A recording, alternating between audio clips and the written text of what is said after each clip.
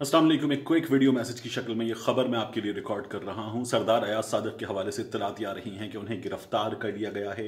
बाज़ एंकर्स ने ट्विटर पे, फेसबुक पे ये खबर दी है कि वो गिरफ्तार हो गए हैं। एक से दो पाकिस्तान तहरीक इंसाफ के MPAs ने भी ये खबर दी कि वो गिरफ्तार हो गए हैं। आर्मी एक्ट के तहत उनकी गिरफ्तारी हुई है। ये खबर दी गई कि उन्हें उनके घर से गिरफ्तार कर लिया गया है। मेरी कुछ सोर्सेज के हवाले से उनके ख़ानदान में बात हुई। उनके बेटे ने बताया कि सरदार अयाज सादिक जो हैं अपने घर पर मौजूद हैं। गिरफ्तारी की इन खबरों में कोई सदाकत नहीं है। ये सोशल मीडिया पर खबरें फैलाई जा रही हैं।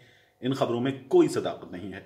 सरदार अयाज सादिक साहब से मेरा ज़ाती तौर पर रब्ता रहता है। मैंने उन्हें फ़ोन किया रात के इस पहर, यकीनन वो सोए हुए होंगे या जो भी मसरूफियात हों जिनकी बिना पर वो फ़ोन कॉल रिसीव नहीं कर सके, तो मेरी भी उनसे बात नहीं हो सकी है। लेकिन सरदार अयाज सादिक के हवाले से मैं ये खबर आपको कन्फर्म कर सकता हूँ कि उनकी गिरफ्तारी की इत्तलात गलत हैं। ये सोशल मीडिया पर खबरें फैलाई जा रही हैं। इन खबरों में कोई सदाकत नहीं है। सरदार अयाज सादिक गिरफ्तार नहीं हुए हैं। आर्मी एक्ट के तहत उनकी गिरफ्तारी की गई है।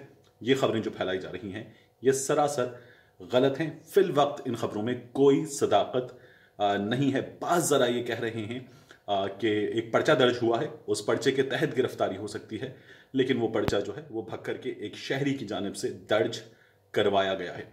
इस हवाले से it's a developing story. Things will follow. I will keep you posted. अल्लाह हाफिज़।